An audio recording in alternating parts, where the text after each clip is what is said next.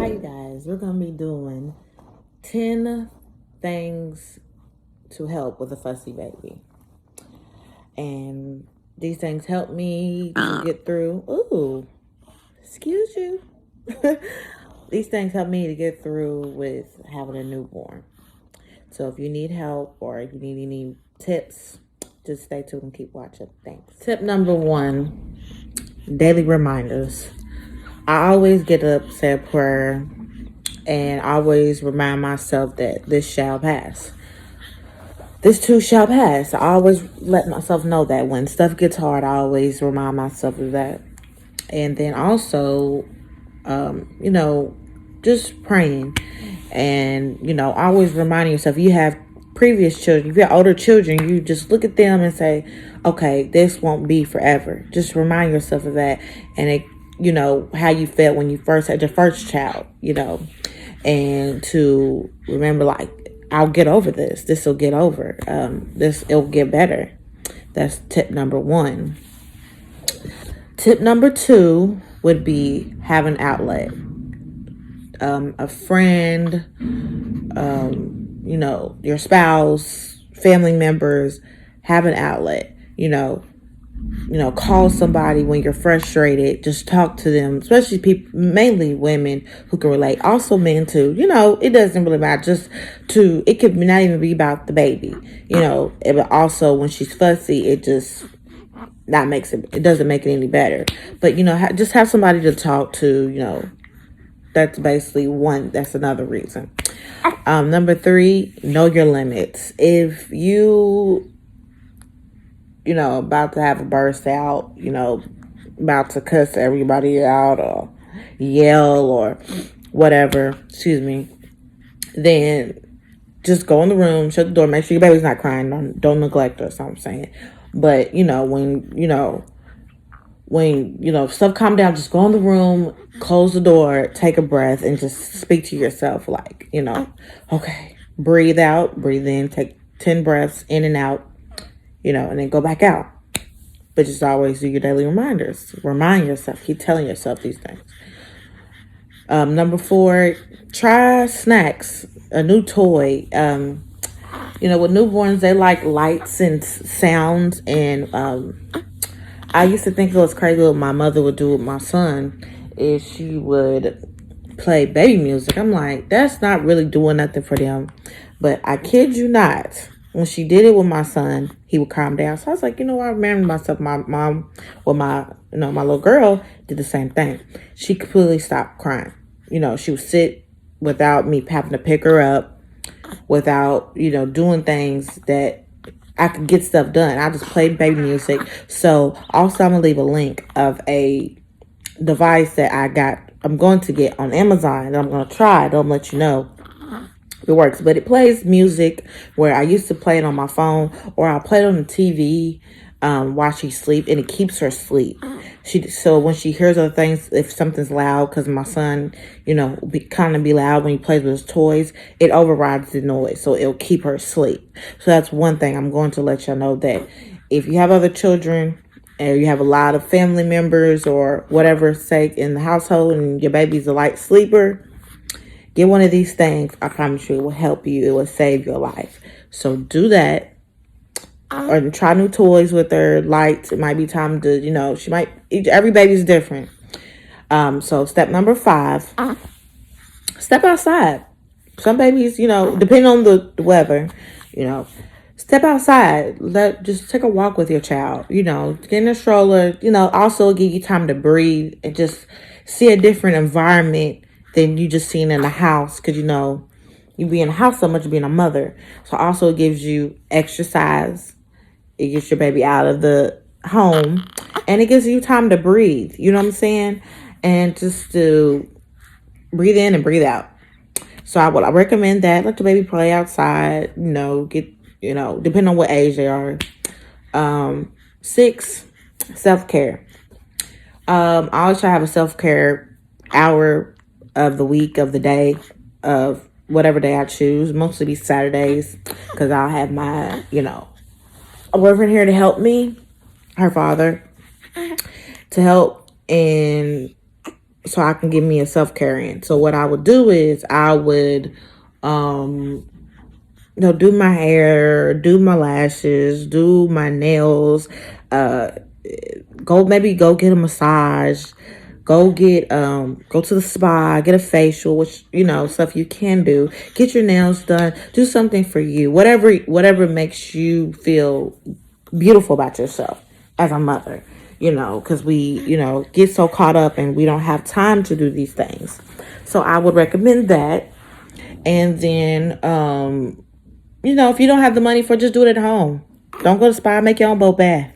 Get some wine, candle. You good. You got it. That's your spot. There you go. Get look online for different facials you can do.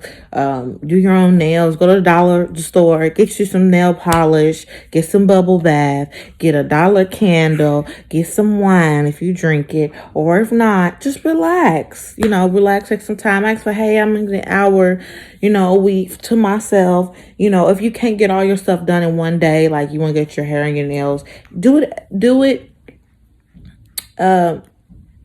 different days of that week, depending on if you have an event. If you don't have an event, just do it. Once this Saturday I'll get my hair done. Next Saturday I'll get my nails done. Whatever, because it's just material things. But just do things to comfort you, and give you a reality check. Step number 7: ask for help. If you need an hour just to go out and not be a mom, call your mother, call your, family members, call your spouse, call a friend. Hey, can you come watch the child for an hour? I just need my child for an hour. I need to go out and just not be a mom. Get some errands done.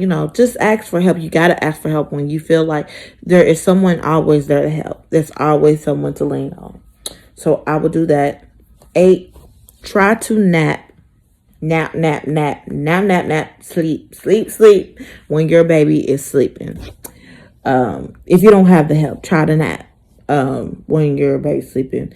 My baby, I get a good about 5-6 hours through the night straight, because I've been doing a ritual with her. I'll give her a bath. I'll do everything I need to do with her to get her ready for it, so she'll know it's nighttime. So I've been doing that pretty good. She's pretty much done. So once I get my 5 or 6 hours, I'm pretty much good. So if after that, if I get another couple hours, depending on that, I'm good. So step number 9 is work out. Working out actually I found out that releases happy hormones in your body, which I would have never known. But that's why probably why it makes sense that I love to work out. I was so eager to start working out when I first had my child, but I knew that it wasn't right. I wasn't, you're still kind of fragile. Everything's getting back to place. You're still, a lot's going on with your body. And I didn't understand that at first, because I was like, man, I was working out during my pregnancy. So I was like, okay, when I, have my daughter, I'm be ready to go back. No, it's just because you're birthing a child. And I had to remember that, I hadn't had a child in so long. I forgot, just recovering is important. So first, make sure you get it clear with your doctor, that you're okay to work out. I just started working out, and it feels so good just to get 30 minutes, to work out, to make yourself feel better. And I feel good after I work. I feel so much better. I don't know about you, but I love working out. It's the hardest point is making the choice to work out that day. That's the hardest part about it. Because once you get in there and start working out, you turn whatever you're going to do. If you're doing it at home right now, I do home workouts because of my daughter being so young and just during everything that's going on right now in the world. But once I do that, like get a decision of just getting up off the couch and go and put my clothes on. Once you do that, I feel like it's smooth. It's so easy. Like just make the decision to work out. And then everything else falls into place. It's easier then. You're going to want well, I already got my clothes on. Let me go work out. So I would very, very, very recommend that, because you want to take care of your body. Take care of yourself. And then number 10, last thing. If you're a fussy baby, the one thing is check if she's hungry. check with a dirty diaper, you know? So I've done this plenty of times thinking she'll be in her swaddler. And sometimes I'll feel like it don't feel like she's wet. And then I'll be like, I fed you. What's wrong with you? And I check her diaper. Diaper's loaded.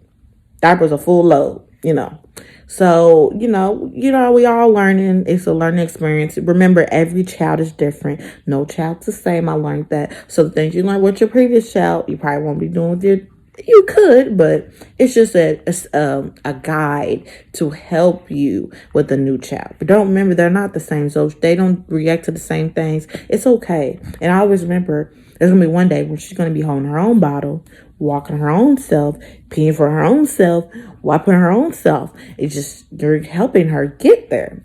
So just remember that it'll get better. But them are my 10 steps, tips.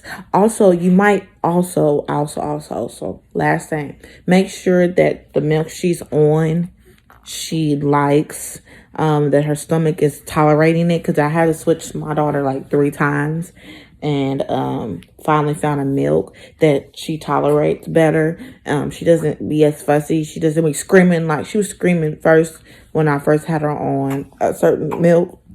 She was screaming like someone was hurting her. And I'm like, girl, But, it just takes time learning your child. It's a beautiful thing. It's a bond that no one can break. And once you understand, it's just like a friendship. It's a relationship. You know what I'm saying? I had to understand with my first child that it's a bond that no one can take from you. Only you can take from you. That's how I'm going to say it. And, they love you unconditionally, so why not love them unconditionally, and try to do right by them. It's always, with children, you always can get better. It's always a new day. They always so forgiving, and I've learned that, even when you make a mistake as a mother or as a parent, they always forgive you. Because it's not that big of a deal, and they know that we're not perfect. They don't maybe not know it, but something in them lets them know not to hold on to grief, not to hold on to things.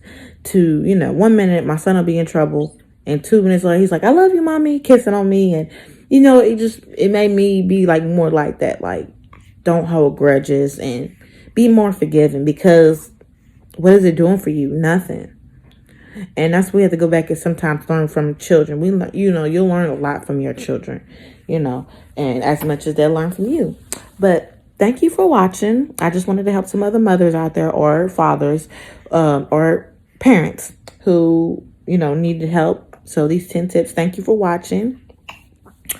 Also, I'll be doing another video on identifying if your baby has colic. So if you want to see that, just let me know. Comment below. And also comment below what kind of milk your babies are on. And comment below what other tips you have to help your baby not be fussy. Thanks for watching.